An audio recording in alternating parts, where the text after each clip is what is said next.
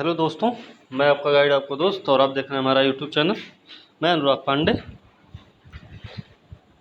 जैसा कि कल क्या चल रहा था, कल था 10 क्वेश्चन की एक सीरीज चल रही थी।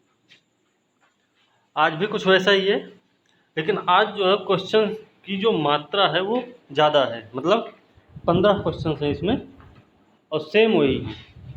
ठीक है, सेम वही मतलब वो सोर्स जो है हमारे वही हैं, बस खाली क्वेश्चन जो हैं वो चेंज हुए हैं। ठीक है, तो इसमें 10 क्वेश्चन आपको मिलेंगे हिस्ट्री के, प्राचीन इतिहास के, और 5 क्वेश्चन आपको मिलेंगे करंट अफेयर्स के। ठीक है, तो आइए शुरू करते हैं आज का वीडियो, जो कि यूपीएससी एंड स्टेट पीएससी के लिए खास करके इम्पोर्टेंट होगा, और साथ में जो वनडे एग्ज़ाम्स है जैसे यूपी ट्रिपल एससी है, आपका लोअर पीसीएस है, लेखपाल है, इन सब परीक्षाओं के लिए भी इम्पॉर्टेंट होगा, क्योंकि उसमें भी इतिहास के क्वेश्चंस आते हैं। कॉन्सेप्चुअल नहीं तो फैक्चुअल तो आते ही हैं, इसलिए पूरे वीडियो को ध्यान से सुने, ध्यान से देखें। तो आइए शुरू करते हैं आज का वीडियो। तो पहला क्वेश्चन है आज का। पहला क्वेश्चन क्या है? पहला क्वेश्चन है, जो गांधार स्कूल था, गांधार स्कूल पता है कि पेंटिंग से संबंधित है, कला है। तो गांधार स्कूल जो था वो पहला स्कूल था जिसने बुद्ध के चेहरे और आकृतियों को बनाया था। गांधार पहला स्कूल था जो कि बुद्ध के चेहरे और आकृतियों को सबसे पहले बनाया था। तो पहला स्टेटमेंट क्या है, सही है गलत? तो ये गलत है। क्यों गलत है? क्योंकि गांधार नहीं था, ये है मथुरा। ये मथुरा कला है। ठीक है, ध्यान रखना है। तो पहला स्टेटमेंट गलत हो गया आपका। ठीक है, दूसरा स्टेटमेंट क्या है कि मथुरा में बुद्ध की छवि जो है यक्ष चित्रों की तर्ज पर बनाई गई है। तो दूसरा स्टेटमेंट इसका क्या है, यक्ष की चित्रों की तर्ज पर ही बनाई गई है। तो दूसरा स्टेटमेंट आपका क्या हो गया, सही हो गया। तो पूछा क्या गया है, निम्नलिखित में से कौन सा कथन सही है, तो कौन सा कथन सही नहीं है। तो इसका सही आंसर क्या हो जाएगा, ए। तो इसका सही आंसर हो जाएगा ए, क्योंकि पहला स्टेटमेंट इसका गलत है। ठीक है, चलिए अब इसकी व्याख्या देखते हैं। व्याख्या में क्या है? व्याख्या इसकी, स्कूल सबसे पहले बुद्ध के चेहरे और आकृतियां बनाने वाला बना था। मतलब सबसे पहले बुद्ध का जो चेहरा और आकृतियां बनाया वो मथुरा स्कूल था, ना कि गांधार स्कूल था। ठीक है, इसलिए पहला स्टेटमेंट गलत हुआ। दूसरा स्टेटमेंट सही है, क्यों? क्योंकि मथुरा में जो बुद्ध की छवि है वो यक्ष चित्रों की तर्ज पर बनाई गई थी, जबकि गांधार में क्या थी, ये हेलेनिस्टिक की विशेषता पर बनाई गई थी। ठीक है, तो दूसरा स्टेटमेंट इसका सही है। चलिए अगला क्वेश्चन देखते हैं। अगला क्वेश्चन क्या है? दूसरा क्वेश्चन है कि निम्नलिखित कथनों पर विचार करना है। पहला स्टेटमेंट है, औरंगजेब के तहत मुगल स्कूल ऑफ पेंटिंग अपने चरम पर पहुंची। मुगल स्कूल ऑफ पेंटिंग अपने चरम पर पहुंची, ये औरंगजेब के समय का है, समय की घटना है। तो ये सही है कि गलत? ये गलत है। क्यों? क्योंकि आपको हमने बताया क्या है, अभी हमने वो वीडियो नहीं बनाए हैं, लेकिन जो आप पढ़े हैं, पहले से पढ़े हुए हैं, पहले से भी आप जानते हैं कि जहांगीर के शासनकाल में जो कला रही, ये मुगल कला रही, वो क्या रही, अपने चरम पर पहुंच चुकी थी। क्यों? इस समय जहांगीर बताता है कि अगर एक मूर्ति बनाई गई या एक चित्र बनाया गया है और उसमें चेहरे में आँख कोई और बनाता है, नाक कोई और बनाता है, मुंह कोई और बनाता है, तो हम उसको देख के बता सकते हैं कि ये आँख किसी और ने बनाई है, नाक किसी और चित्रकार ने बनाई है, और साथ में क्या, मुंह किसी और चित्रकार ने बनाई है। तो पहला स्टेटमेंट आपका क्या हुआ, गलत हो गया। दूसरा स्टेटमेंट क्या है? दूसरा स्टेटमेंट आपका है, मधुबनी लोक कला जो है गुजरात की पारंपरिक कला है। मधुबनी कहाँ है? मधुबनी जो है आपकी बिहार में पड़ती है। ये चीज़ आपको ध्यान में रखनी है कि मधुबनी जो है वो कहाँ पे है, बिहार, ये मिथिला वाले क्षेत्र में है इसमें, ठीक है। मिथिला का जो क्षेत्र है वो क्या है, मधुबनी पे है, ठीक है। तो इसमें क्या हुआ कि दोनों स्टेटमेंट आपके गलत हो गए, क्योंकि मधुबनी आपका बिहार में पड़ता है, और जो औरंगजेब का नहीं मुगल स्कूल ऑफ पेंटिंग जो अपने चरम पर पहुंची वो जहांगीर का टाइम पीरियड था, ठीक है। चलिए आगे देखते हैं। तो इसमें देख लेते हैं कौन सा स्टेटमेंट सही, वो आंसर कौन सा है। वैसे मेरे हिसाब से डी आंसर इसका है, डी है इसका सही आंसर होगा, ठीक है। अब देखिए, मुगल पेंटिंग जो है, मुगल स्कूल ऑफ पेंटिंग जो है जहांगीर के अधीन अधीन क्या हुई, अपने चरम पर पहुंची थी। ये आपको ध्यान रखनी है, ठीक है। अगला है, पहला स्टेटमेंट इसलिए गलत हुआ, और दूसरा स्टेटमेंट क्यों गलत हुआ। दूसरा स्टेटमेंट इसलिए गलत हुआ क्योंकि मिथिला जो पेंटिंग है, मिथिला पेंटिंग को ही मधुबनी लोक कला भी बोलते हैं, ठीक है। तो बिहार के मिथिला क्षेत्र की ये पारंपरिक कला है, ये गांव की जो महिलाएं होती हैं उनके द्वारा उत्पादित किया जाता है। मिथिला क्षेत्र की जो पेंटिंग है वो गांव की महिलाओं के द्वारा क्या की जाती है, उत्पादित किए जाते हैं, जो कुछ मिट्टी के रंगों के साथ वनस्पति रंग का उपयोग कर, मतलब मिट्टी के रंग के साथ वनस्पति का उपयोग करके, वनस्पति रंग के उपयोग करके त्रिआयामी, त्रिआयामी क्या है, त्रिआयामी छवि, 3D, ठीक है, छवियां बनाते हैं, और गाय के गोबर से क्या करते हैं, कागज पर काली रेखाओं में इसे समाप्त करते हैं, मतलब ठीक है, ये समझ गए आप। तो दूसरा भी स्टेटमेंट आपका गलत हुआ। दूसरा स्टेटमेंट क्यों गलत हुआ, क्योंकि मधुबनी जो है बिहार में है, और जो मुगल पेंटिंग है वो जहांगीर के टाइम पर कहाँ पहुंची, अपने चरम पर पहुंची। अब एक चीज़ इसमें और देख लेते हैं, जहांगीर का टाइम पीरियड है, जहांगीर के बारे में हमने पढ़ा, तो एक चीज़ आपको ये भी ध्यान रखनी है, इनके टाइम में दो कलाकार थे। कौन कौन से चित्रकार, दो थे, कौन कौन से थे। एक तो है उस्ताद मंसूर, उस्ताद मंसूर हैं। उस्ताद मंसूर कौन भाई, उस्ताद मंसूर जो है पक्षी विशेषज्ञ हैं। उस्ताद मंसूर पक्षी विशेषज्ञ हैं।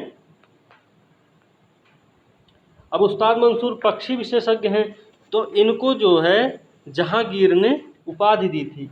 तो उस्ताद मंसूर को कौन सी उपाधि दी गई थी, नादिर उल अस्र, नादिर उल अस्र की उपाधि दी गई थी। किसको, नादिर, ये उस्ताद मंसूर को, जो कि पक्षी विशेषज्ञ चित्रकार थे, ठीक है। और दूसरे कौन हैं, दूसरे हैं आपके अबुल हसन,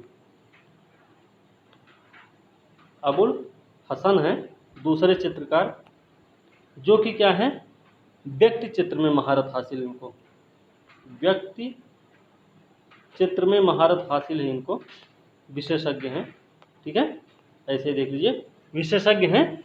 इनको उपाधि कौन सी दी गई थी, नादिर उद जमा। तो नादिर उद जमा की उपाधि दी गई थी अबुल हसन को, और उस्ताद मंसूर को नादिर उल अस्र की उपाधि दी गई थी। नादिर उल अस्र की उपाधि जो उस्ताद मंसूर को दी गई थी वो पक्षी विशेषज्ञ थे, और नादिर उद जमा जो चित्रकार थे, जिन अबुल हसन को उपाधि दी गई थी, वो व्यक्ति चित्र में उनको महारत हासिल थी, ठीक है। और इसके साथ साथ जहांगीर जो थे वो खुद एक उच्च कोटि के लेखक और समालोचक भी थे। इन्होंने खुद ही बताया है, किसमें बताया है, तुझो के जहांगीरी, जो कि उनकी एक आत्मकथा है और फारसी भाषा में लिखी गई है। तो फारसी भाषा में लिखी गई तुझो के जहांगीरी, तुजुक ए जहांगीरी, जिसके लेखक हैं और आत्मकथा है जहांगीर की, तो जहांगीर ही इसके लेखक भी हैं। इन्होंने इसी में बताया है कि मैं अपने आप को, कि मैं क्या हूँ, एक उच्च कोटि का लेखक और समालोचक भी हूँ, ठीक है। अब ज़्यादा इसके बारे में नहीं, अगला क्वेश्चन भी देखते हैं, क्योंकि अब देखिए अगला क्वेश्चन क्या है। अगला क्वेश्चन है, निम्नलिखित कथनों पर विचार करना है। अब बताओ,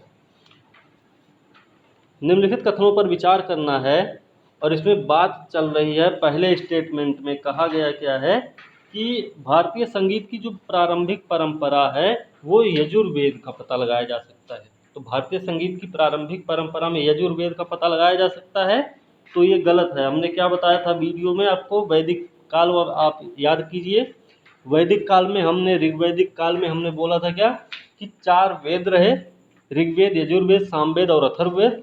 तो हमने सामवेद के बारे में क्या बताया था, साम का अर्थ हमने बोला था गान या फिर संगीत, ठीक है, गान या संगीत साम का अर्थ है, और वेद का मतलब वेद बुक है। तो वेद जो किताब है गाने से या संगीत से संबंधित, वही है तो आपकी सामवेद। सामवेद में जो संगीत या फिर गीत या गान जो कुछ है वो किस समय गाया जा रहा है, वो गाया जाता है यज्ञों के समय पे, ठीक है। यज्ञों के समय पर गाए जाने वाले मंत्रों का जो संग्रह है वो आपका सामवेद है, ना कि यजुर्वेद है, ठीक है। इस चीज़ को आपको ध्यान में रखना है। अगला स्टेटमेंट, अच्छा तो पहला स्टेटमेंट आपका क्या हुआ, गलत हो गया, क्योंकि यजुर्वेद नहीं, यहाँ सामवेद आएगा, ठीक है। पिछली वीडियो को आप अगर आप देखे होंगे अच्छे से और आपको ध्यान होगा तो आपको ये पता होगा कि सामवेद, यजुर्वेद, अथर्ववेद में क्या है, कैसे हैं, इनके ब्राह्मण क्या हैं, इनके उपनिषद क्या हैं, इनकी संहिताएं क्या क्या हैं, इनकी शाखाएं कौन कौन सी हैं। जैसे कृष्ण यजुर्वेद, शुक्ल यजुर्वेद है, एक की 4 शाखा है तो एक की 2 शाखा है। तो इनके बारे में आप अच्छे से उस समय जान पाए होंगे जब आप पिछली वीडियो को देखें, वैदिक काल से संबंधित है, ठीक है।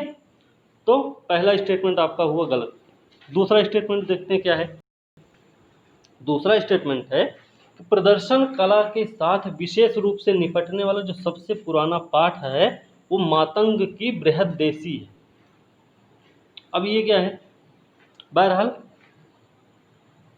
प्रदर्शन कला के साथ जो विशेष रूप से निपटने वाला सबसे पुराना पाठ रहा वो मातंग देवी का बृहद देवी रहा है। तो ये भी स्टेटमेंट आपका गलत है, ठीक है, ये भी आपका गलत है। अब देखते हैं स्टेटमेंट दोनों गलत क्यों हैं। दोनों ही गलत हैं मेरे हिसाब से, क्योंकि पहला तो गलत है, ठीक है। अब दूसरे के बारे में हम क्लियर नहीं, लेकिन गलत ही है। देखते हैं, डी है इसका, ठीक है, आंसर, सही आंसर इसका क्या है, डी है। और क्या पूछा गया, कौन सा सही है, तो दोनों ही गलत हैं, इसलिए डी आंसर हो गया, ठीक है। अब देखते हैं इसके बारे में क्या है भाई। अब भारतीय संगीत की जो सबसे पहली परंपरा वो सामवेद से आती है, हमने आपको बताया था। और पिछले वीडियो को अगर आपने देखा था ध्यान से, अगर ध्यान से सुना था, तो आपको उसमें सारी चीज़ें पहले से मिली हुई हैं।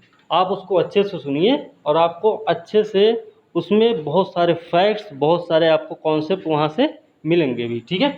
तो इसमें ज़्यादा बताने की हमको ज़रूरत नहीं है कि सामवेद में क्या है, क्यों है, सामवेद का ब्राह्मण क्या है, उसके उपनिषद क्या है, उसकी संहिताएँ क्या हैं, ये सब हमको बताने की ज़रूरत नहीं है, ठीक है, क्योंकि हमने पिछली वीडियो में आपको बता रखा है ये सब। देखिए, तो पहला स्टेटमेंट आपका गलत हो गया। दूसरा स्टेटमेंट है, कला प्रदर्शन के साथ जो विशेष रूप से निपटने वाला सबसे पहला पाठ है वो भरत का नाट्यशास्त्र है। भरत का नाट्यशास्त्र, नाट्यशास्त्र के लेखक हैं भरत, ठीक है। तो दूसरी शताब्दी ईस्वी के बीच संकलित किया गया है, ये भी ध्यान रखना है। 200 BC से लेके 200 AD के बीच में इसका संकलन किया गया है, किसका, नाट्यशास्त्र का। नाट्यशास्त्र का संकलन कब से कब तक है, 200 BC से लेकर 200 AD तक। अब BC और AD में अगर कन्फ्यूजन है तो ये पहली वीडियो में हमने आपको बता रखा है कि BC का मतलब क्या है और AD का मतलब क्या है, ठीक है। ये आप जानने के लिए क्या, पिछली वीडियो को जरूर देखें, क्योंकि वहाँ पे बहुत सारे आपको फैक्ट्स, कॉन्सेप्ट आपको मिलेंगे, ठीक है। तो भरत का जो नाट्यशास्त्र है वो प्रदर्शन जो कला है वो क्या है, नाट्यशास्त्र नाम ही है, तो नाटक से संबंधित कुछ होगा, रंगमंच पर जो प्रदर्शित किया जाता होगा उसी से संबंधित ये नाट्यशास्त्र होगा, ठीक है। तो इससे आप अंदाज़ा लगाएं, जो कि 220 से लेकर 200 AD के बीच में लिखा गया था। भरत मुनि की किताब है ये, ठीक है, जिसमें क्या कहा गया, संगीत पर 6 अध्याय हैं।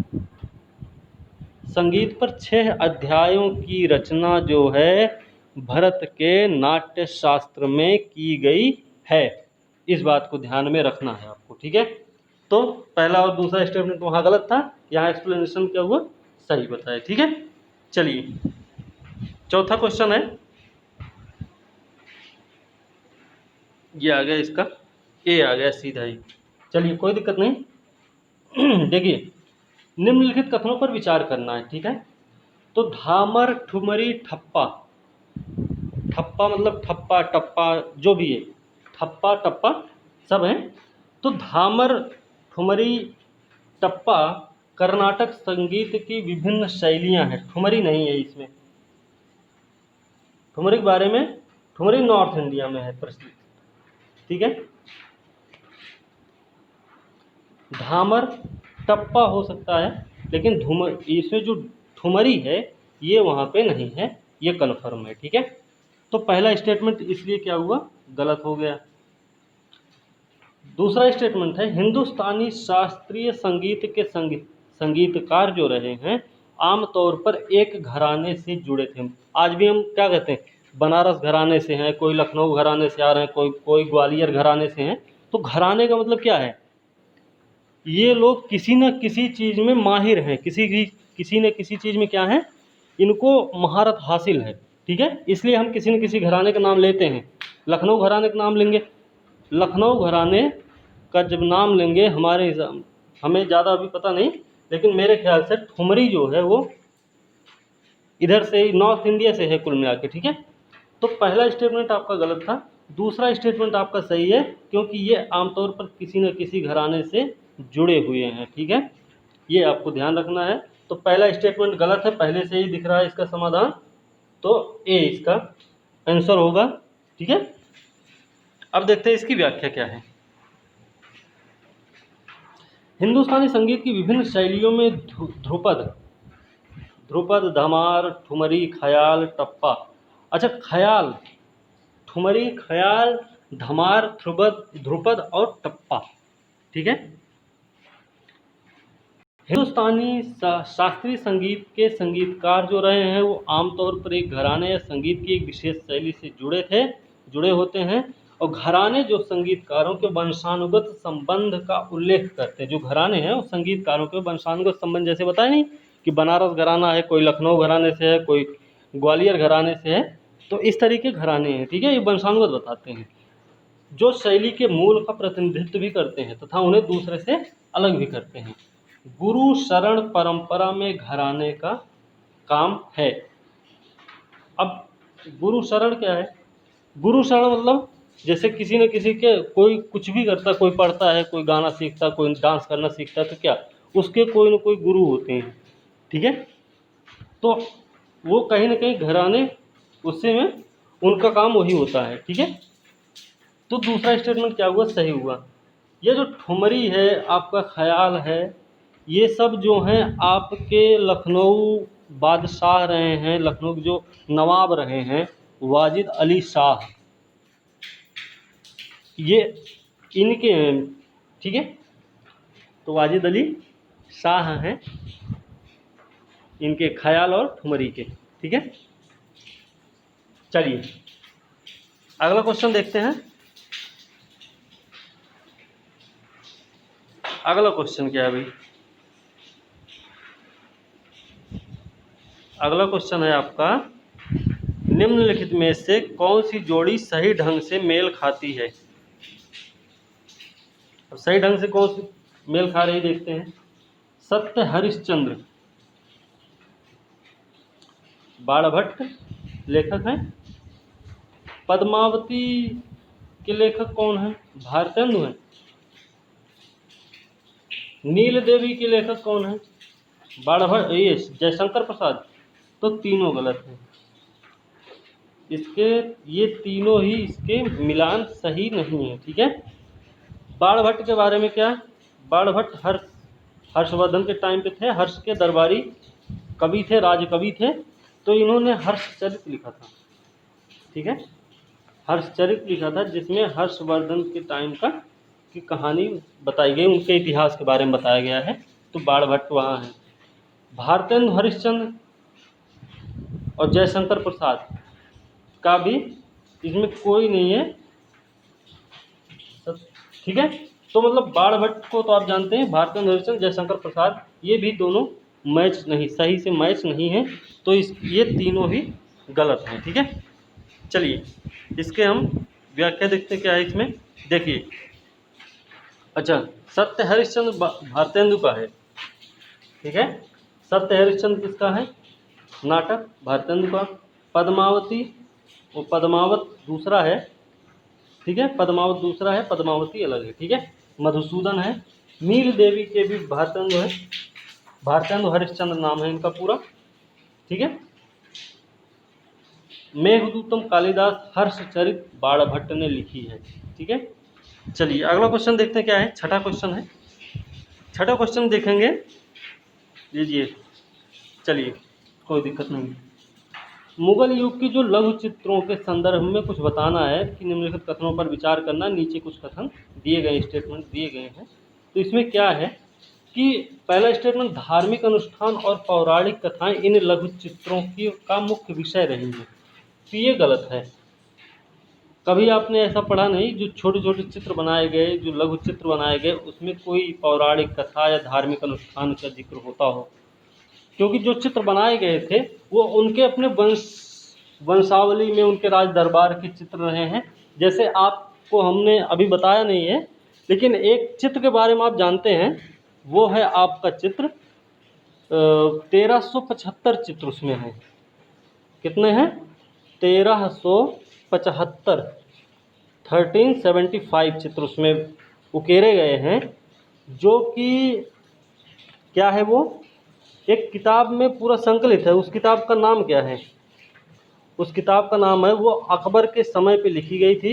इतना हम आपको बता रहे हैं कि इतना है कि वो अकबर के टाइम पीरियड में लिखी गई थी वो किताब। अब अकबर के टाइम पे लिखी गई थी, तो उसका नाम है दास्तान ए अमीर हमजा, ठीक है। दास्तान ए अमीर हमजा एक बुक है, दास्तान ए अमीर हमजा, हमजा है, हंजा नहीं, हमजा है ये, ठीक है। तो ध्यान रखना, दास्तान हम अमीर हमजा एक किताब है जो कि किसने चित्रित करवाया है? हमने बताया था कि अकबर के टाइम पीरियड में इसका चित्रण किया गया है। अकबर के टाइम पीरियड में दास्तान ए अमीर हमजा का चित्रण किया गया था, और इसमें जो है 1375 चित्र हैं। कितने हैं? 1375 चित्र हैं। और इसमें किसके बारे में बताया गया है, ये आपको ध्यान रखना है। तो दास्तान ए अमीर हमजा, तो अमीर हमजा कोई व्यक्ति हैं, ठीक है। अमीर हमजा कौन है? अमीर हमजा आपके हैं फारसी नायक, फारसी नायक हैं एक अमीर हमजा, ठीक है। अमीर हमजा हैं कौन? फारसी नायक हैं, जो कि कौन थे? मोहम्मद साहब के चाचा कहे जाते हैं। तो मोहम्मद साहब के चाचा रहे अमीर हमजा, जो कि एक फारसी नायक रहे हैं। उनके वीरतापूर्ण कारनामे का उल्लेख दास्तान ए अमीर हमजा में चित्रों के माध्यम से कराया गया है, जो कि अकबर के समय में संकलित किया गया था, ठीक है। तो ये चीज़ आपको ध्यान में रखनी है। तो धार्मिक अनुष्ठान पौराणिक कथा से कोई लेना देना नहीं है, जो छोटे लघु चित्र बनाए गए, ठीक है।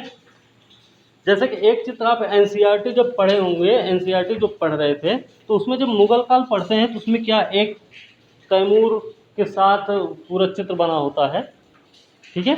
तो उसमें आप देखते होंगे कि उसमें एक इधर कोई और बैठा है, उधर फिर एक हैं, ऐसे तैमूर बैठे हुए हैं अपना सिंहासन लगा के।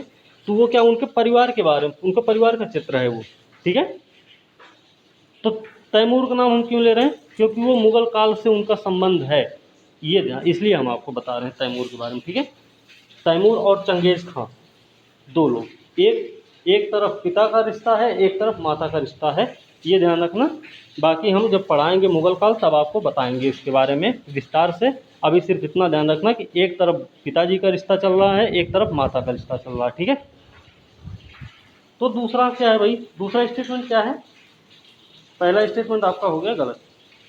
दूसरा स्टेटमेंट है कि शिकार के दृश्य और अदालत के दृश्यों को भी इन चित्रों में चित्रित किया गया। सही बात है, सही बात है कि शिकार के दृश्य और अदालत के दृश्यों को इसमें दर्शाया गया है, ये सही है आपका, ठीक है।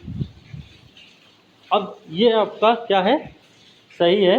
तो सही है कैसे? क्योंकि इसमें अदालत के दृश्य के बारे में जब आप एनसीईआरटी पढ़ेंगे तो उसमें सारे चित्र लगभग आपको मिलते देखते रहेंगे, आप चित्रों को देखते रहेंगे। उन चित्रों को ही देख देख के लोग क्या होते हैं, मंत्रमुग्ध हो जाते हैं, तो पढ़ने को उनका मन और कहने करता है कि लाओ इसको और पढ़ते हैं, ठीक है। जैसे कि एक चित्र है, अब जहांगीर का सिंहासनारोहण होता है, जहांगीर है, जहांगीर का क्या होता है, सिंहासनारोहण होता है। सिंहासन पर मतलब बैठते हैं, सिंहासन पर आरूढ़ हो रहे हैं, उसका चित्र बना हुआ है। कहाँ पे बना हुआ है, किसने बनाया है? बनाया है इसको अबुल हसन ने, ठीक है। अभी हमने अबुल हसन के बारे में बताया था।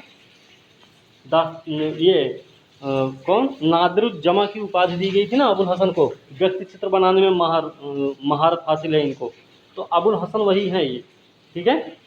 तो अबुल हसन ने एक चित्र बनाया था किसका, जहांगीर के सिंहासनारोहण का। और ये कहाँ पे है, वो लगी हुई है जहांगीर की जो आत्मकथा के बारे में हमने बताया था, तुजुक ए जहांगीरी, उसके मुख्य पृष्ठ पर वही चित्र लगाया गया है, ठीक है, समझ गए। और जहांगीर के एक काल को मुगल चित्रकला का स्वर्ण युग कहा जाता है, ये आप सबको पता है। चलिए, तो भाई पहला स्टेटमेंट गलत था, दूसरा स्टेटमेंट आपका सही है। अब इसकी व्याख्या देखते हैं। इसकी व्याख्या क्या है? इसकी व्याख्या है, लघु शासक उन्मुख थे, जो लघु चित्र थे वो शासक उन्मुख थे, मतलब शासक जो होते थे वो अपने तरीके से अपना दरबार सजा के बनवा रहे हैं, कहीं शिकार करते हुए बनवा रहे हैं, तो ऐसे चित्र बनवाते थे। क्योंकि उस समय ये ताश की गड्डी ये सब तो था नहीं, तो सब क्या यही सब बना के क्या बनवा के मनोरंजन करते थे, ठीक है। दूसरी चीज़, इन चित्रों में शासक का महिमा मंडन जो है मुख्य विषय रहा है। शासक का महिमा मंडन मुख्य विषय रहा है लघु चित्रों में, ठीक है, पहला कथन गलत। दूसरा, अदालत के दृश्य, शिकार के दृश्य को भी चित्रित किया गया है, इसलिए दूसरा स्टेटमेंट आपका क्या हो गया, सही हो गया, ठीक है। चलिए आगे देखते हैं, सातवां क्वेश्चन है, ठीक है। तो सातवां क्वेश्चन क्या है भाई? सातवां क्वेश्चन है, लोक रंगमंच और स्थान में बताना है, इसमें सही जोड़ी के बारे में बताना है। तो एक है भांड पाथेर, ठीक है, सही सुमेल बताना है। तो भांड पाथेर कहाँ, जम्मू कश्मीर। लैरियट आपको महाराष्ट्र। यात्रा महोत्सव मनाया जाता है पश्चिम बंगाल में, ठीक है। ये सब आप नोट्स में पढ़ेंगे बाद में, पहले तो ये वीडियो देखिए, ठीक है। तो चौथा है स्वांग। स्वांग आसाम में तो नहीं है, ठीक है, आंसर देख भी लिए हैं, सी इसका आंसर है। लेकिन स्वांग के बारे में थोड़ा भी अंदाज़ा लगाया जाए तो स्वांग जो है आपका आसाम में तो नहीं है कन्फर्म, ठीक है। चलिए, तो पहला, दूसरा और तीसरा जो है सही सुमेल है, चौथा आपका गलत है। अब स्वांग कहाँ है? स्वांग आपका राजस्थान, हरियाणा और यूपी का एक लोक रंगमंच है, ठीक है, समझ गए। चलिए अगला क्वेश्चन देखते हैं। थंग का पेंटिंग, थंग का जो पेंटिंग है उसके संदर्भ में बताना है कि कौन सा कथन सही है, ठीक है। ये पेंटिंग मणिपुर में पाई जाती है। थंग का मणिपुर में है नहीं है, नॉर्थ ईस्ट में ही है, लेकिन मणिपुर में नहीं है, ठीक है। थंग का में केंद्रीय आकृति जो होती है हमेशा बुद्ध की होती है, क्यों होगी? थांगका की जो में केंद्रीय आकृति है वो बुद्ध की नहीं है, वो वहाँ के लोकल जो स्थानीय हैं, स्थानीय देवता हैं या उनके जो मान्यता वाले जो हैं उनका चित्र है उसमें, केंद्रीय विषय उसका है, ठीक है, उनका है उसमें। चलिए देखते हैं तो इसकी व्याख्या क्या है। तो इसका दोनों स्टेटमेंट आपका क्या हुआ, गलत हो गया, पहला भी गलत दूसरा भी गलत, डी आंसर इसका हो गया, ठीक है। चलिए इसकी व्याख्या देखते हैं। थांगका जो है सिक्किम का विशिष्ट पेंटिंग है। थांगका आपका सिक्किम की विशिष्ट पेंटिंग है। थांगका के 3 नाम हैं, 2 नाम हैं, कौन कौन से, एक तो है थैंकस, थैंक्स नहीं थैंकस, या फिर उसको थांगका भी बोलते हैं, थांगका थैंकस, 3 नाम हुए। ये क्या है, धार्मिक स्क्रॉल है, धार्मिक स्क्रॉल हैं जो मठों में और सिक्किम के घरों में लटके पाए जाते हैं, ठीक है, मठों में और सिक्किम के घरों में लटके हुए पाए जाते हैं, तो ध्यान रखना है इसको। फिर आगे क्या है, एक थंका में केंद्रीय आंकड़ा जो होता हमेशा बुद्ध या किसी अन्य देवता या महान बौद्ध धर्म का बोधिसत्व है, इसलिए दोनों बयान गलत हैं। क्या कहा गया था यहाँ पे, अच्छा हमेशा बुद्ध की ही होती है, तो हमेशा बुद्ध की ही नहीं होती है, उसमें कोई भी हो सकता है, ठीक है। तो उसमें कौन कौन हो सकता है, कोई महायान हो सकते हैं, कोई अन्य देवता भी हो सकते हैं, या बुद्ध भी हो सकते हैं, ठीक है। तो यही चीज़ है, इसलिए दूसरा स्टेटमेंट आपका क्या हुआ, गलत हुआ। चलिए अगला क्वेश्चन देखते हैं। अगला क्वेश्चन आपका है, कुंदी बोमलट्टम उदाहरण है। कुंदी और बोमलट्टम किसका उदाहरण है, तो एक कठपुतली का उदाहरण है, ठीक है, कठपुतली का उदाहरण है क्या, कुंदी और बोमलट्टम, ठीक है। कौन सी, स्ट्रिंग कठपुतली है, पपेट्री बोलते हैं, इंग्लिश में इसको बोलते हैं पपेट्री। स्ट्रिंग कठपुतली का रूप है कुंधेई, बोमलट्टम, गोम्बियाट्टा, काठपुतली। तो ये 4 प्रकार हैं किसके, कठपुतली के, और कठपुतली के नहीं स्ट्रिंग कठपुतली के हैं, ठीक है, ठीक है ना। चलिए अगला क्वेश्चन देखते हैं क्या है। भारत के छऊ नृत्य के बारे में बताना है, तो देखिए सॉरी आ ही गया है तो आने दीजिए। भारत में छऊ नृत्य के बारे में बताना है, उसके निम्नलिखित कथनों पर विचार करना है, इसमें बताना है कौन सा कथन सही नहीं है, ठीक है।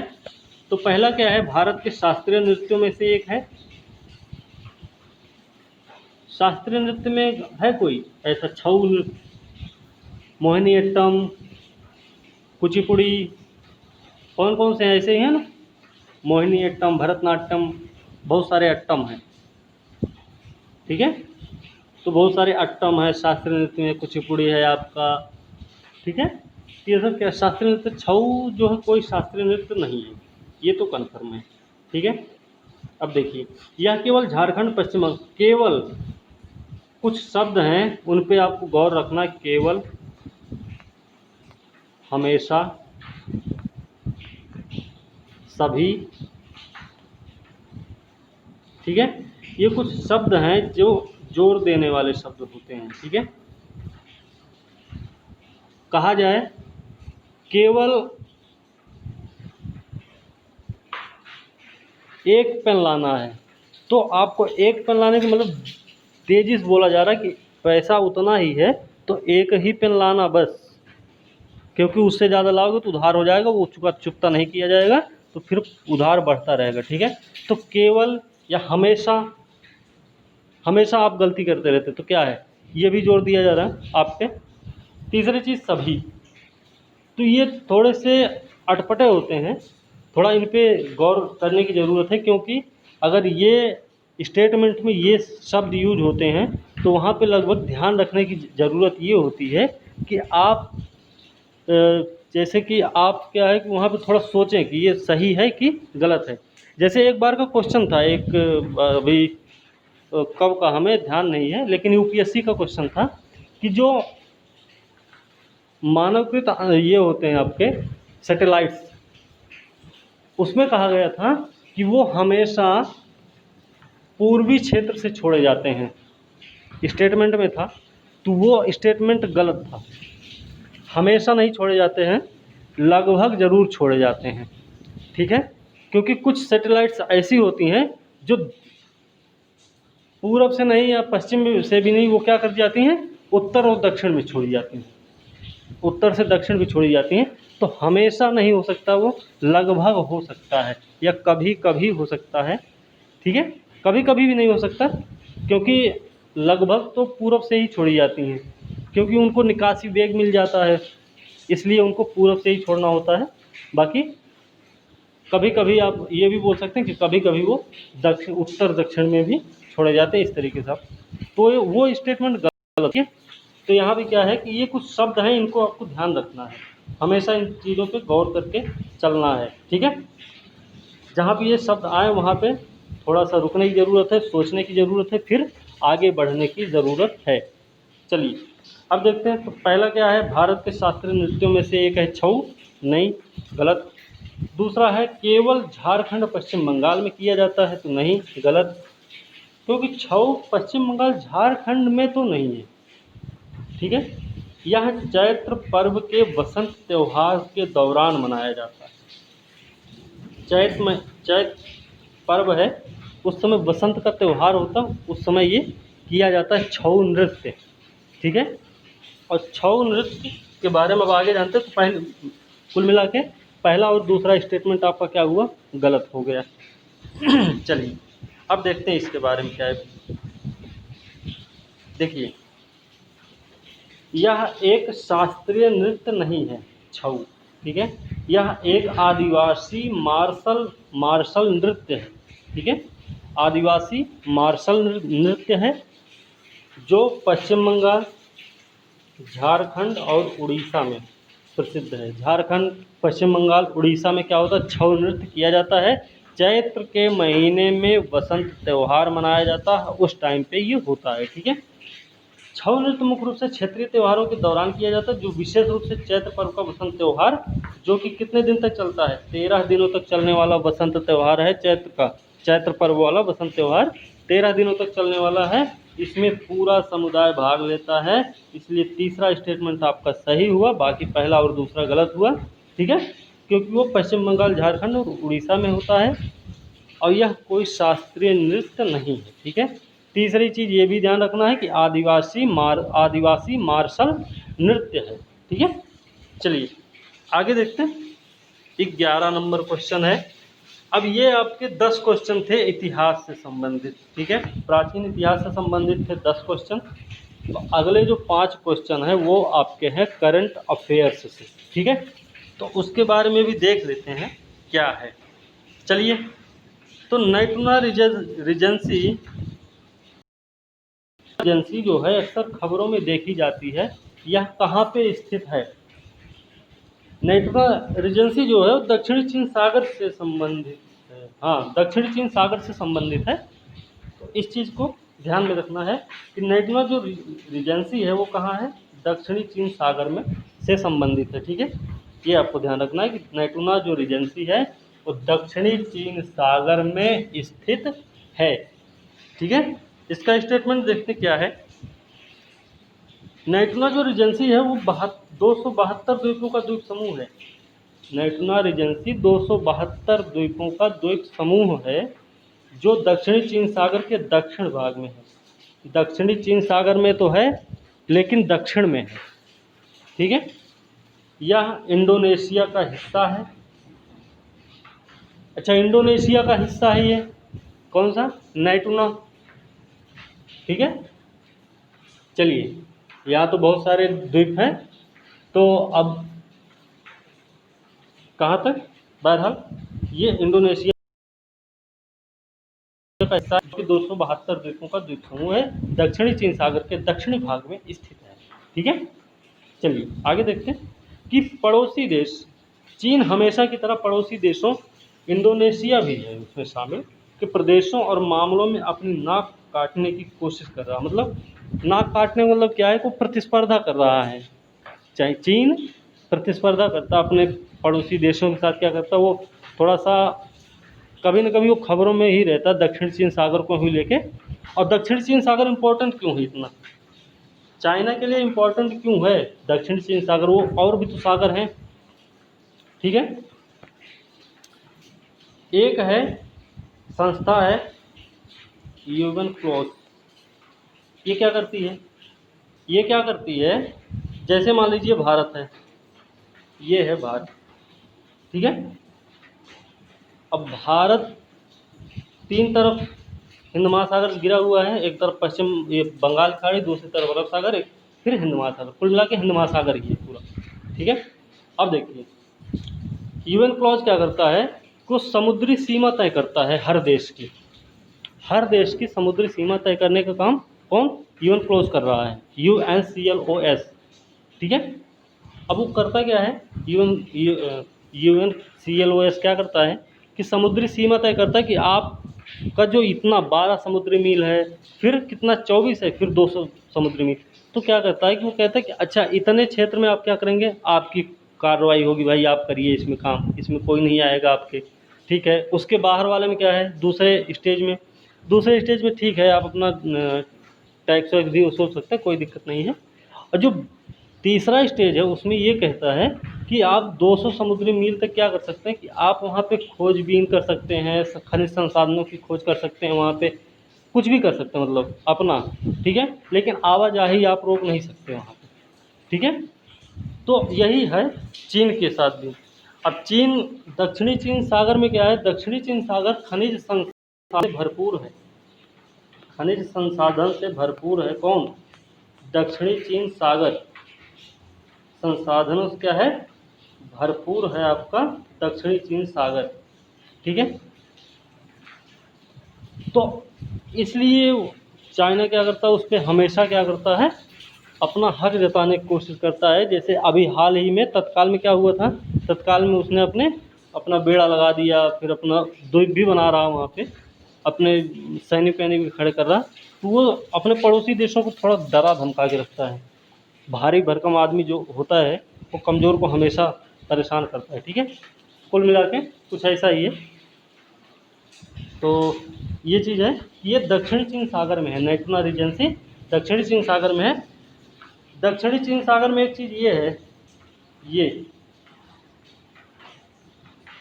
कितने हुए, 4 4 8 1 9,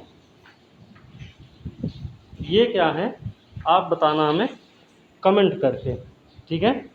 इनके बारे में आप कमेंट करके हमें बताएं कि ये है क्या, 9 है, 1 2 3 4 5 6 7 8 9, ठीक है, आपको बताना है इसको। चलिए दूसरा देखते हैं, अगला क्वेश्चन क्या है। अगला क्वेश्चन है, निम्नलिखित कथनों पर विचार करना है। तो एक पहला स्टेटमेंट है, जलियान ग्रोंग है, वो जो लोग हैं जलियान ग्रोंग लोग त्रिपुरा, मिजोरम और मणिपुर के त्रिजंक्शन में रहने वाले प्रमुख स्वदेशी समुदायों में से एक हैं, ठीक है। क्या है, जलियान ग्रोंग लोग त्रिपुरा, मिजोरम, मणिपुर के त्रिजंक्शन में रहने वाले लोग हैं। तो पहला स्टेटमेंट तो आपका गलत है, क्यों गलत है, अभी देखेंगे क्यों गलत है। तो पहला तो गलत है स्टेटमेंट, ठीक है। दूसरा सही है, दूसरा क्या है देखते हैं कि जलियानगोंग जो मूवमेंट ने ब्रिटिश भारत के दौरान गति प्राप्ति की, क्योंकि यह भारत के असहयोग आंदोलन के साथ मेल खाता था, ठीक है। जलियानगोंग मूवमेंट था, ठीक है। आपने वो जिनको रानी की उपाधि दी गई थी, जदोनांग, इन सब का नाम सुने हैं, वही है, ठीक है। तो ब्रिटिश भारत के दौरान इनको गति प्राप्त हुई थी, और यह क्या था कि असहयोग आंदोलन के साथ मेल खाता था, नहीं सॉरी, ये सब उससे संबंधित नहीं है, ठीक है। तो जलियानगोंग मूवमेंट कुछ और है, बहरहाल ये ब्रिटिश भारत के दौरान ही इसको गति प्राप्त हुई थी, ये सही है, ठीक है। तो दूसरा स्टेटमेंट आपका सही है, पहला स्टेटमेंट आपका गलत है। अब गलत क्यों है उसको हम आगे देखते हैं क्या है। अब देखिए क्या है इसमें। इसमें है कि जो जलियांगरोंग लोग हैं वो उत्तर पूर्वी भारत में हैं, तो उत्तर पूर्वी भारत में ही है, लेकिन वो आसाम, मणिपुर और नागालैंड के त्रिजंक्शन पे हैं। अब आसाम, मणिपुर और नागालैंड का त्रिजंक्शन आप देखते हैं तो आसाम, नागालैंड और मणिपुर, नागालैंड और मणिपुर के क्या है, त्रिजंक्शन पर है। ये कौन, जेलियांगरोंग लोग, ठीक है। रहने वाले प्रमुख स्वदेशी समुदायों में से एक हैं, तो ये आसाम, मणिपुर और नागालैंड में है, ठीक है। अगला क्या है, कुछ विद्वानों ने जेलियांगरोंग मूवमेंट को नागाराज के रूप में संदर्भित किया है। इस आंदोलन ने ब्रिटिश भारत के दौरान गति प्राप्त की, क्योंकि यह भारत के गैर सहयोग या असहयोग आंदोलन, गैर सहयोग यहाँ लिखा गया है, असहयोग आंदोलन से मेल खाता था। हालांकि जदोनांग हमने बताया, जदोनांग की मृत्यु के साथ आंदोलन एक सामाजिक धार्मिक सुधार आंदोलन बन गया। जदोनांग इसके नेता थे, ठीक है, हमने जदोनांग का नाम लिया था। बहरहाल, तो जदोनांग की जब मृत्यु हो जाती थी, क्या आंदोलन कैसा हो जाता है, सामाजिक धार्मिक सुधार आंदोलन। पहले राजनीतिक आंदोलन रहा होगा, फिर बाद में जब इसकी मृत्यु होती तो ये सामाजिक धार्मिक सुधार आंदोलन बन जाता है।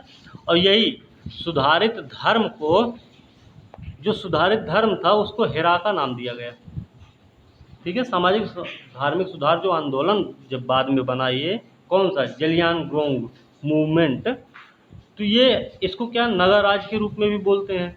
तो ये जब बाद में जदोनांग मरते हैं, फिर सामाजिक धार्मिक सुधार आंदोलन बन जाता है। जब ये सामाजिक सुधार धार्मिक सुधार आंदोलन बनता है, तो जो सुधार आता है उसमें, उसको बोलते हैं हेराका, ठीक है। अब हेराका के जो अनुयायी हैं वो ज़्यादातर आसाम, नागालैंड, मणिपुर में रहते हैं। ध्यान रखना, तो हेराका किससे संबंधित है, आपके जदोनांग की मृत्यु के बाद जेलियांगरोंग मूवमेंट के तहत शुरू किए गए सामाजिक धार्मिक सुधार आंदोलन के बाद जो सुधार हुए धर्म में, वही था हेराका, ठीक है। ये चीज़ आपको ध्यान में रखनी है। और इसके जो अनुयायी हैं वो आसाम, नागालैंड, मणिपुर के नेक हिल्स में पाए जाते हैं, ठीक है। चलिए अगला क्वेश्चन देखते हैं। अगला क्वेश्चन है गान नगई, गान नगई, ठीक है। यहाँ तो उत्तर देख लिए, लेकिन मान लीजिए आ जाए वहाँ पे क्वेश्चन में आ जाए, प्रश्न पेपर में आ जाए आपके कि गान नगई एक त्यौहार है, ये कहाँ का त्यौहार है। तो आप अगर स्टेट वहाँ पे नागालैंड होगा, नगई नगई नगई से कुछ निकाल सकते हैं लॉजिक लगा के, नागालैंड हो सकता है, आसाम भी हो सकता है, ऐसा नहीं है, आसाम भी हो सकता है और मणिपुर भी हो सकता है बहरहाल, लेकिन नागालैंड तो आप नॉर्मल तरीके से मार सकते हैं कि नॉर्मल नागालैंड सही है, ठीक है। चलिए, ये जलियांगरोंग का है त्यौहार, ठीक है, गान नगई जलियांगरोंग का त्यौहार है, ठीक है। चलिए इसके बारे में देखते हैं क्या है, इसमें क्या होता है। गान नगाई को चाकड़ गांव नगाई भी बोलते हैं, गान नगाई को चाकड़ गांव नगाई भी बोलते हैं, जो आसाम, मणिपुर, नागालैंड के जलियांगरोंग लोगों का त्यौहार है ये, ठीक है। तो क्या बोलते हैं, चाकड़ गांव नगाई बोलते हैं इसको, जो कि असम, मणिपुर और नागालैंड का त्यौहार के जलियांगरोंग लोगों का त्यौहार है। जलियांगरोंग लोग भारत में आसाम, मणिपुर, नागालैंड के जंक्शन में रहने वाले, ऊपर हमने पढ़ा था स्वदेशी समुदाय है, स्वदेशी नागा समुदाय यों में से एक है जलियांगरोंग, ठीक है। तो ये ध्यान रखना है। चलिए अगला क्वेश्चन है, कोई दिक्कत नहीं। सरकार के जो आत्मनिर्भर भारत अभियान है, आत्मनिर्भर मिशन, आत्मनिर्भर भारत अभियान, इसका उद्देश्य क्या है, ठीक है। तो इसके उद्देश्य बताने हैं हमको। तो उद्देश्य क्या है, विदेशी प्रत्यक्ष विदेशी निवेश को सीमित करना, सही है, गलत है। सभी चीनी सामानों का बहिष्कार, फिर यहाँ सभी आ गया, ठीक है, ये भी गलत है। अगले 5 वर्षों में प्रत्येक और हर उत्पाद का आयात करने के लिए। ऐसे कैसे होगा? आत्मनिर्भर ऐसे कैसे बनेंगे जब हम हर चीज़ को आयात खरीदेंगे ही, तो आत्मनिर्भर किस बात का है? आत्मनिर्भर भारत मिशन के बारे में इस व्याख्या में दिया गया है, लेकिन थोड़ा सा ये है कि आत्मनिर्भर बनने का मतलब क्या है। आप आत्मनिर्भर कब बनते हैं? जब आप नौकरी करते हैं, जब आप पैसा कमाते हैं, ठीक है। मतलब आत्मनिर्भर मतलब आप अपने हाथ से खा रहे हैं, कोई दूसरा नहीं खिला रहा आपको, वो क्या आत्मनिर्भरता है आपकी। तो आत्मनिर्भर होने का मतलब क्या है कि हमारे यहाँ प्राचीन काल से ही क्या रहा है कि गांव में, देहातों में क्या है कि वहाँ पे छोटे मोटे कारीगर हमेशा से रहे हैं। कोई वो लोहार लोहे का काम करता, कोई बढ़ईगिरी कर रहा है, कोई मिट्टी के बर्तन बना रहा है, कोई अचार का काम अभी भी अब कर रहे हैं, कोई कपड़े बुन रहा है, ठीक है। कपड़े की रंगाई वंगाई के बारे में हमारा देखिए सिंधु घाटी सभ्यता में यही पता चल रहा था कि कपड़े उस समय भी कपास वपास के कपड़े बनाए जाते थे हमारे यहाँ। तो क्या है, उनको क्या है एक स्टेज दिया जाए, स्थिर स्टेज दिया जाए, ताकि उनको थोड़ी सी शिथिलता उनमें आए, क्योंकि वो भी प्रवासी मजदूर की तरह जाते हैं कहीं बाहर, फिर वहाँ पे उनको जॉब मिलती है, नौकरी मिलती है कि नहीं मिलती है, कैसे उनका दिन कटता, कुछ इसी तर्ज पे आधारित है ये आत्मनिर्भर भारत मिशन, ठीक है। चलिए इसकी व्याख्या देखते हैं क्या है। सभी विकल्प गलत हैं। अब गलत क्यों है? एक आत्मनिर्भर भारत एक ऐसा राष्ट्र है जो वैश्विक और अंतर्राष्ट्रीय ब्रांडों पर भरोसा किए बिना अपने स्वयं के उत्पादों और सेवाओं का उत्पादन, निर्माण और उपभोग करेगा। हमने बताया था कि पहले से ही सारा काम हमारे यहाँ बहुत बहुत पहले से ही चल रहा था, तो उनको थोड़ी सी शिथिलता दी जाएगी। आप अपना सामान यूज़ कीजिए ना, ठीक है भाई।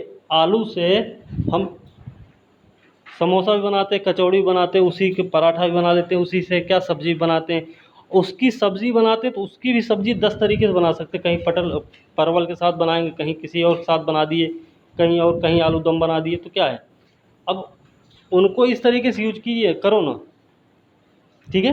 तो वही है कि जो वैश्विक अंतर्राष्ट्रीय ब्रांड है उन पे आप भरोसा ना करके आप अपने स्वयं के उत्पादों सेवाओं का उत्पादन कीजिए, उनका निर्माण करो, उनका उपभोग भी करो, ठीक है। आलू से पापड़ भी बनता है, हाँ ध्यान रखना, ठीक है। तो हमारे यहाँ बहुत सारी चीज़ें हैं, लेकिन हम सब उस पर ध्यान नहीं देते हैं। हम सब पिज्ज़ा बर्गर के पीछे भागते रहते हैं। समोसा सामने दिख रहा होगा उसको नहीं खाएंगे, लेकिन पिज्ज़ा बर्गर खाएंगे ज़रूर, ठीक है। तो ये चीज़ें हैं। आत्मनिर्भर भारत का ये मोटो है कि जो हमारे यहाँ पहले से मौजूद परंपरा रही है, जो हमारे यहाँ पहले का कल्चर रहा है, कपड़ा बनाता, कोई कपड़ा बुन रहा हमारे यहाँ गांव में, खादी का कपड़ा हमारे यहाँ पहले बनता था, तो उन सबको थोड़ा सा शिथिलता दी जाए कि चलो ठीक है। जीआई टैग भी कुछ इसी तरीके से है।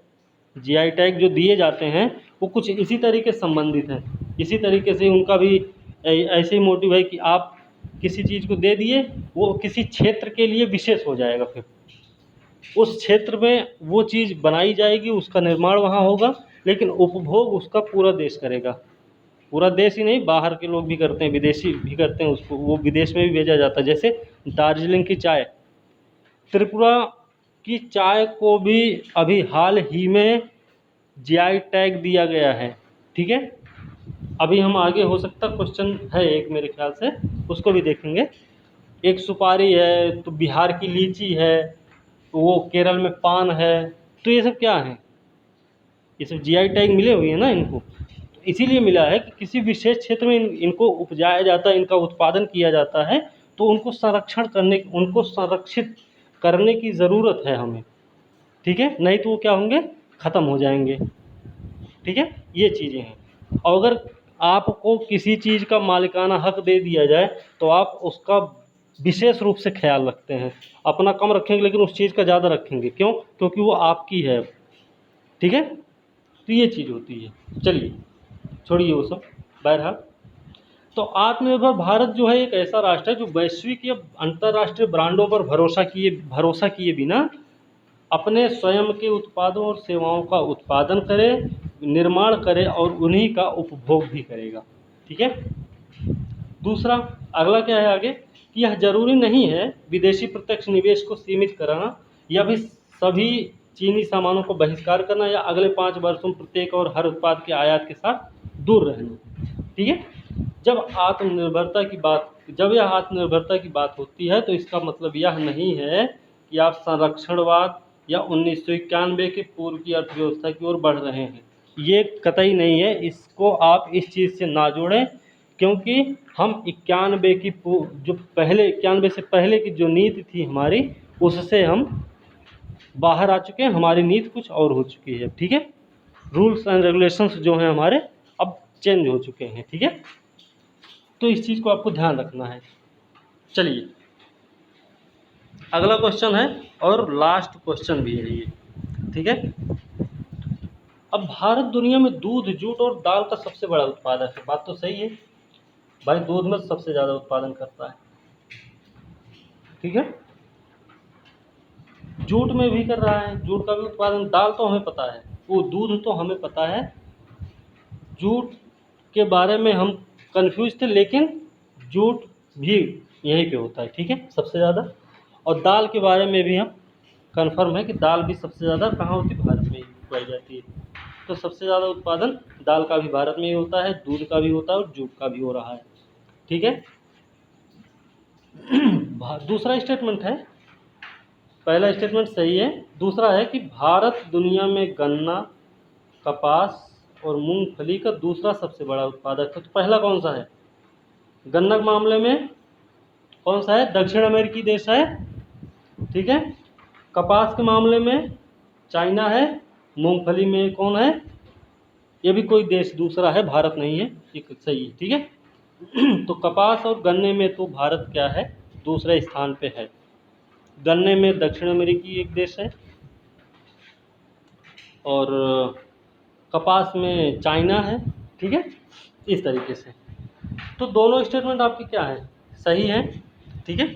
चलिए इसके बारे में देख लेते हैं क्या है कि भारत सबसे बड़ा दूध उत्पादक, सबसे बड़ा जूट और दालों का उत्पादक है। गन्ना, कपास, मूंगफली, फल और सब्जियां और मत्स्य पालन में दूसरा सबसे बड़ा, अनाज में तीसरा सबसे बड़ा है। ये अनाज में तीसरा सबसे बड़ा, गन्ना, कपास, मूंगफली, फल और सब्जी उत्पादन में दूसरा है।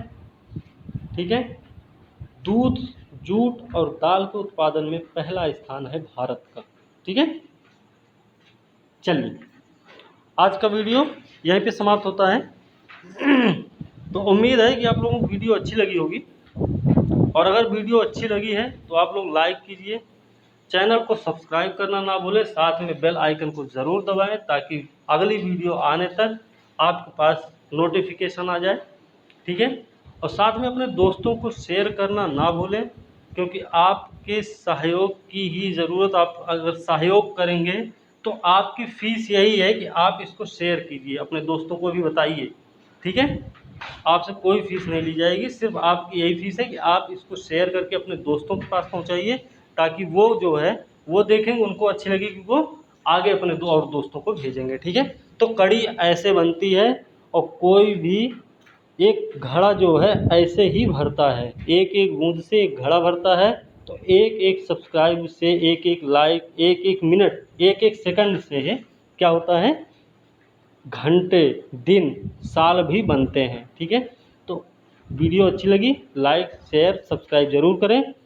साथ में कमेंट करके बताएं जो हमने पूछा था, बोला था, क्या बोला था हमने, ये चीज़ 1 2 3 4 5 6 7 8 9, ये चीज़ हमने बोला था, इसके बारे में ज़रूर कमेंट करना है क्या है।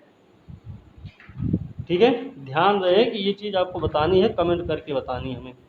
चलिए ठीक है।